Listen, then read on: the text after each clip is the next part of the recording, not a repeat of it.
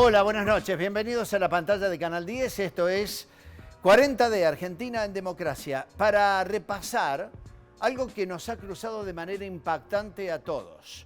Con el equipo de producción, cuando revisábamos los tapes y las imágenes de archivo que tenemos en Canal 10 referidas a la caída del gobierno de Fernando de la Rúa, uno no puede dejar de pensar y rememorar lo que le ha tocado en carne propia a cada uno vivir, ¿no? Una crisis desde lo económico, desde lo político y también desde lo social, que no tuvo prácticamente parangón en estos 40 años de democracia.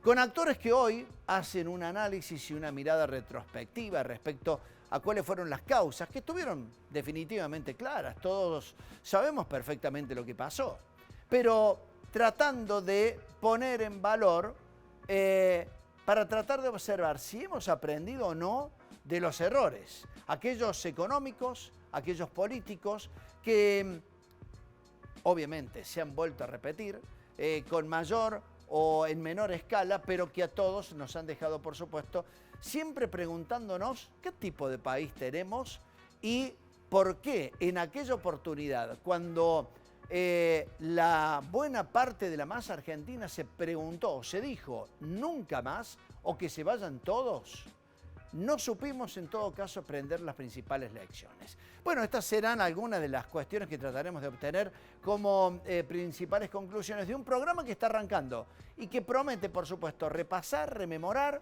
y observar y analizar con nuestros invitados. Esto es 40D Argentina en Democracia y repasamos la caída del gobierno de Fernando de la Rúa. Tenemos todos la enorme responsabilidad de asegurar hoy y para los tiempos la democracia y el respeto por la dignidad del hombre en la tierra argentina.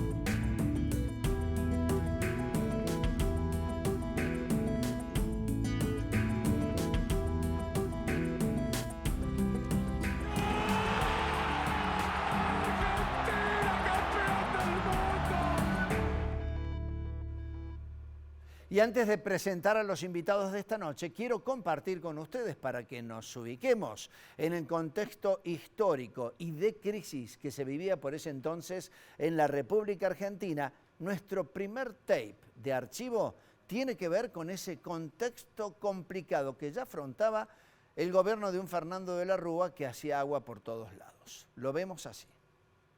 Para los primeros meses de 2001, el panorama político del gobierno de la Alianza no es nada alentador. Abrumado por el déficit fiscal y el meteórico aumento de la deuda externa, el presidente de la Rúa convoca a Domingo Cavallo con la esperanza de mantener la convertibilidad. El exministro de Menem poco puede hacer para desactivar la bomba que él mismo había creado. Una a una, todas sus estrategias son sepultadas por la crisis financiera. Diciembre de 2001 comienza en medio de corridas bancarias y rumores de devaluación. Para frenar la fuga de dinero de los bancos, el ministro Cavallo lanza una serie de medidas que restringen la extracción de dinero en efectivo. Esta innegable violación al derecho de propiedad caldea el ánimo de la sociedad, que no tarda en manifestar su descontento.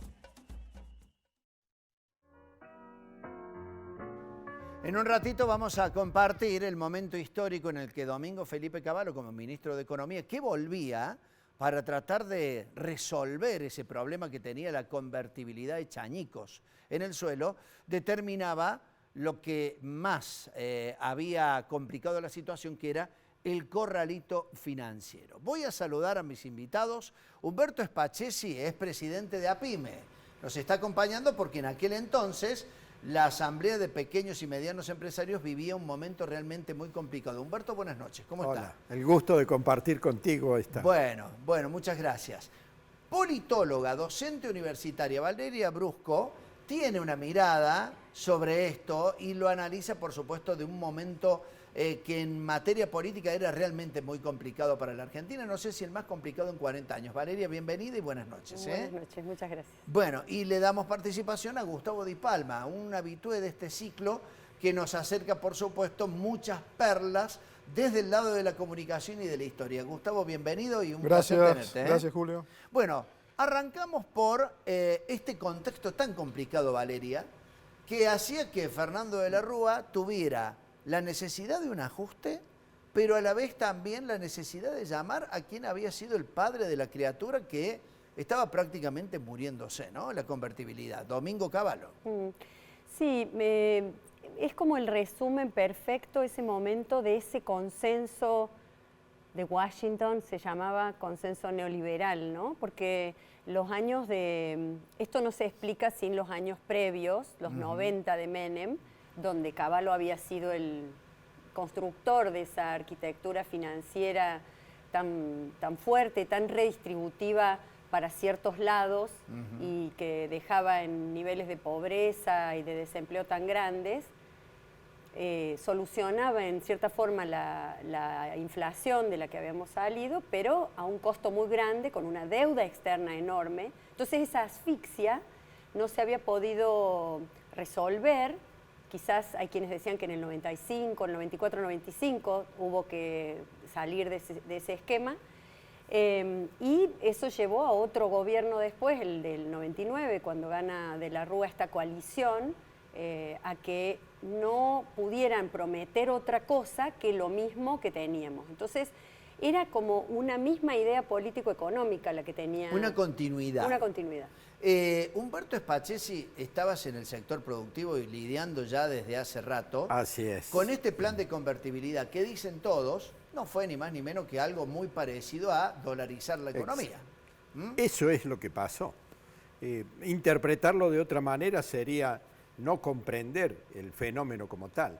Cuando uno dice un peso, un dólar, lo que está diciendo es exactamente eso. El problema es que al querer dolarizar y no tener los fondos necesarios, había que calzarlo de alguna manera. ¿Y cómo se lo calzó? Vendiendo todos los activos que teníamos. Cuando se termina de vender todos los activos, había que endeudarse todo lo necesario, hasta que llega un momento que se colapsa. Es como si yo te digo, yo te voy a manejar tu casa, no trabajen más, no hagas más nada, vos me pedís plata, yo vendo la heladera y te doy plata. Te vendo el auto, querés ir, toma un taxi. Y te vendo esto, te vendo todo lo que tenés. Llega un momento que ya no hay nada para vender, entonces pedimos plata prestada hasta que nos dejan de prestar. Bueno, eso es lo que nos pasó.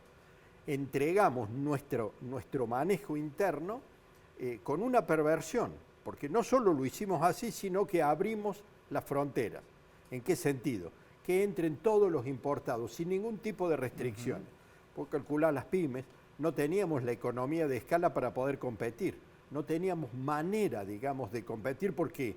Porque nuestros costos eran en dólares y eran altísimos.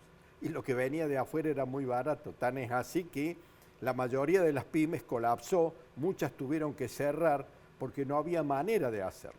Y otro tema, que no es menor y hay que hacer memoria, el campo. El campo estaba colapsado, vos podías comprar hectáreas y te regalaban los campos. ¿Por qué? Porque la producción como tal, traducida en dólares, a un peso, un dólar, también era totalmente inviable. No le daban los costos, no convenía producir, porque no podía vender esa producción a pesos, que sería dólares, con un costo interno que traducido era altísimo. Entonces, llega un momento en el cual todos los factores que generan riqueza, el campo, la producción, estaba totalmente colapsado. Totalmente colapsado. Entonces, ya el final era previsible. Ya desde ese entonces no había fondos. Ya desde ese entonces, Gustavo Di Palma, vos lo recordabas hace un rato en una conversación previa, que era un festival de bonos en las distintas provincias, ¿no? Sí, Julio, porque no había forma de afrontar los gastos que tenía en el Estado, porque el plan de convertibilidad había encorsetado al Estado Nacional y a los estados provinciales, en virtud de lo que estaba muy bien explicando Humberto, y quiero reafirmar algo, Julio. Fue una dolarización. El plan de convertibilidad es una forma de dolarización, solo que con un pequeño detalle. No se eliminó la moneda nacional. Un espejismo, ¿no? Y así no fue, porque la principal consecuencia, y quiero recordarlo con ustedes, fue este anuncio de Domingo Felipe Cavallo.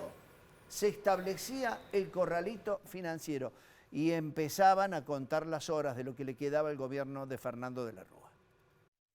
El 2 de diciembre de 2001, Cavallo decretaba el corralito.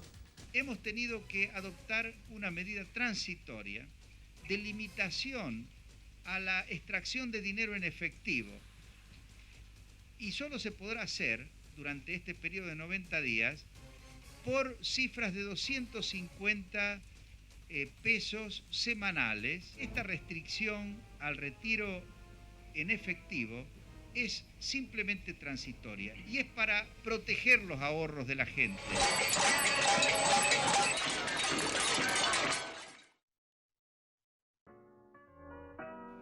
Y comenzó esa histórica pelea del argentino medio o de la clase que fuera con los bancos. Sí, y no solo de esa clase media que tenía algún ahorro en los bancos, sino que convergió con esa otra clase trabajadora que no le alcanzaba para comer, que no tenía trabajo y que hacía meses que estaba en la calle y organizando comedores y ollas populares. Y entonces esas dos grandes grupos sociales convergieron en esta protesta. De alguna forma la clase media, que tiene una visibilidad diferente en los medios de comunicación, que no se la trata mejor, le dio esa otra relevancia a esa protesta que venía de hace muchos meses, ¿no? Años ya. Comienzan a agitarse las cacerolas, pero paralelamente comienza un movimiento que se va organizando. Yo recuerdo que desde el punto de vista económico la gente comenzó a trabajar con los famosos clubes de trueque. Así es. Pero no había plata. Así es. Si teníamos para vivir durante la semana 250 pesos, pulularon algunos clubes de trueque y determinadas organizaciones que también dieron paso a otra situación, que fue el movimiento Que se vayan todos. ¿Usted recuerda eso, Espachese? Porque Sí, usted totalmente. conformó, de acuerdo a lo que me han apuntado, Sí, sí. alguna de las asambleas ahí en el Cerro de las Rosas con el señor Maraza, el de la Así es. joyería Precedo. Así es, hay que hacerse cargo de una etapa en la cual realmente estábamos muy enojados, no encontrábamos eco en ningún estamento del Estado y lo único que podíamos canalizar un poco es el hecho de decir, bueno, vamos a tener que organizarnos de alguna manera para sortear una vez más una dificultad que nos excedía absolutamente. Una de las formas de canalizarlo eran las famosas asambleas que se hacían en la 14, ahí en la Precedo precisamente, donde hemos hecho un poco más de ruido del conveniente. Y quizás el dato más significativo, fíjate vos qué interesante, porque como muy bien dices, ahí estaba toda la clase media, pero también estaban los trabajadores. Y ese es un ejemplo claro, nosotros que tenemos empresas, ¿sí? Las pymes, las pequeñas empresas, estamos del mismo lado de la vereda que el trabajador, que el profesional, que el consumidor habitual.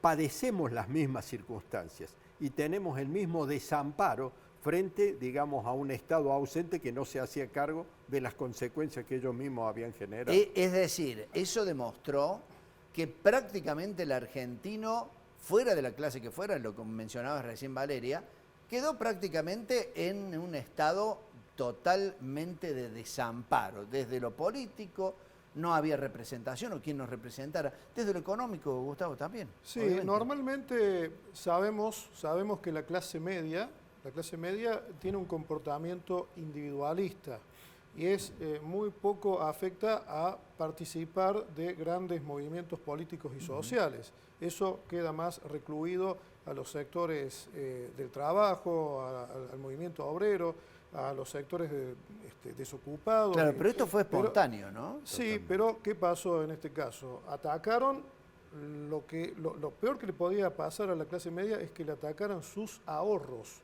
Y eso fue lo que despertó la desesperación. Y ese anuncio que estaba haciendo recién, que veíamos hacer a Caballo recién, fue indudablemente el peor error político que se pudo cometer, pero claro, ahora, perdón, yo empujado por las recuerdo, circunstancias, ¿no? le quedaba otra Caballo, había fuga de capitales. Pero no es porque lo justifique, digo, No, creo que nos hemos visto todos afectados por esa situación y no sabíamos qué iba a pasar en la hora siguiente.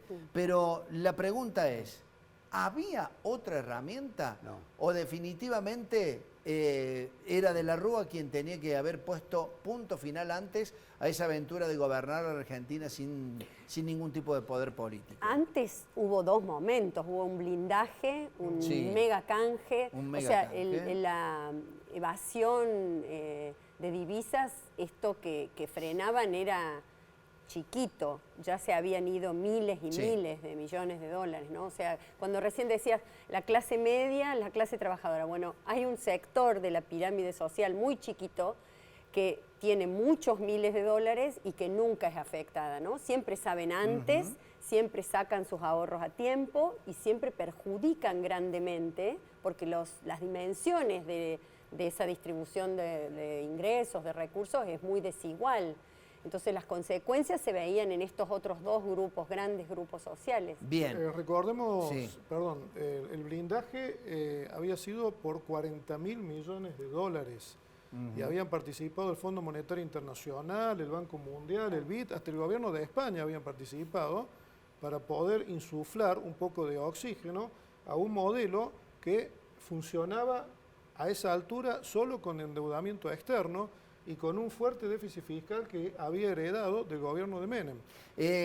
Antes de ir a la pausa, quiero recordar cómo los ahorristas cordobeses empezaron a protagonizar las protestas en la puerta de las sucursales bancarias cordobesas. Es la protesta y es el reclamo que se reitera desde que se implementó el corralito financiero en toda la República Argentina. En este caso en particular, en pleno Cerro de las Rosas, los ahorristas que están pidiendo que se les devuelvan los depósitos en dólares. He trabajado 38 años para tener mis ahorros y él me lo ha quitado. Bueno, es una catástrofe porque hoy es el último día. Cuando se reanude el banco no se sabe lo que va a pasar. ¿Pugnando por acceder a los depósitos? Sí, que no me dan nada casi, solamente los 250 pesos. Así que se siente estafado. Justamente. Trabajé 48 años y ¿qué es lo que han hecho? Me han robado todos los ahorros, no me han dejado nada.